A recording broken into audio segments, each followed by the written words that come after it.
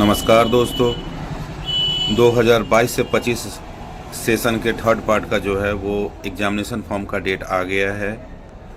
ये रहा नोटिफिकेशन। और इनके बैक सेशन में भी जिनका रिजल्ट थर्ड पार्ट में गड़बड़ा गया था, फेल वगैरह हो गए थे, वो भी इन्हीं के साथ फॉर्म भरेंगे।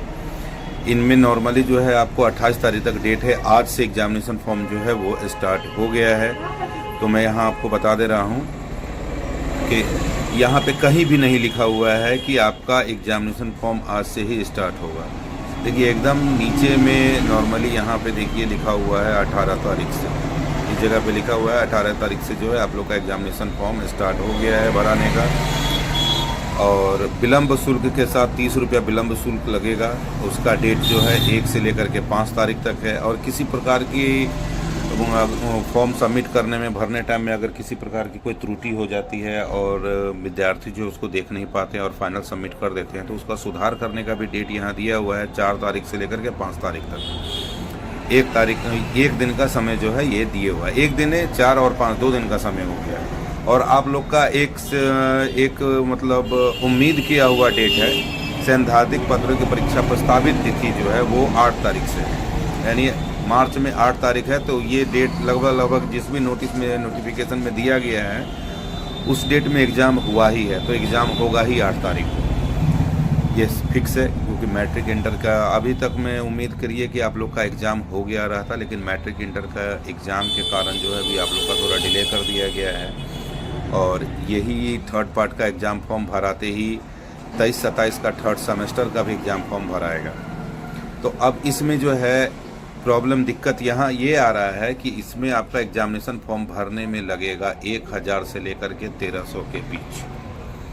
अब विद्यार्थी का यहाँ पे मन ये हो रहा होगा कि आखिर मेरा पार्ट 1 और 2 में पैसा कम लगा था, इसमें ज़्यादा क्यों लगेगा? इसमें ज़्यादा इसलिए लगेगा, बहुत पहले क्या हुआ करता था कि एग्जामिनेशन फॉर्म भरने में पार्ट 1, 2 में ही जितना पैसा लगता था, पार्ट 3 में भी उतना ही पैसा लगा करता था। लेकिन आप लोग को पता होगा कि एग्जामिनेशन ख़त्म होने के बाद, आपका ग्रेजुएशन कंप्लीट होने के बाद 3-4 साल के बाद आपका एक मूल प्रमाण पत्र आता है। वो मूल प्रमाण पत्र का चालान कटवाना पड़ता था, जो करीब 500-600 का चालान हुआ करता था। उस समय तो कम हुआ करता था, बट आज के डेट में वो 500-600 हो गया है। तो बहुत ऐसे छात्र छात्राएँ हैं जो निकालने के लिए नहीं जाते थे, लेकिन ललित नारायण तो आपका पेपर रेडी करके रख देता था। उनका तो इन्वेस्टमेंट उसमें आता था खर्चा, लेकिन विद्यार्थी उसको निकालने के लिए नहीं जाते थे। बहुत कम ही बच्चा निकालते थे, बाकी निकालते नहीं थे, क्योंकि ऐसा कुछ ज़रूरत पड़ता नहीं था। क्योंकि मैट्रिक इंटर लेवल पर लगभग जॉब में काम आ जाता है, तो वो नहीं निकालते थे। तो सरकार को उस जगह पे जो है वो लग जाता था लॉस। ठीक है, इसी के लिए क्या किया है ललित नारायण, आपके एग्जामिनेशन फॉर्म में ही वो पैसा इंक्लूड कर दिया है। इसीलिए आप लोग का पैसा जो है अब 1000 से लेकर के 1300 के बीच में टोटल खर्चा आएगा। 1000 रुपया भी लग सकता है, 1100 भी लग सकता है, 1200 भी लग सकता है और 1300 भी लग सकता है। इस मतलब ये समझ लीजिए कि आपका 1000 प्लस में आएगा किसी भी हिसाब में। SC ST का थोड़ा कम हो जाए, नहीं तो OBC और जनरल, OBC में भी EBC का थोड़ा सा कम हो जाए। BC2 का पूरा पैसा लगेगा जो जनरल को लगता है, BC2 का पूरा लगेगा जो आपको जनरल में लगता है। ठीक है, तो ये आप मान करके चलो कि 1000-1300 के बीच में आपका एग्जामिनेशन फॉर्म का पैसा लगेगा।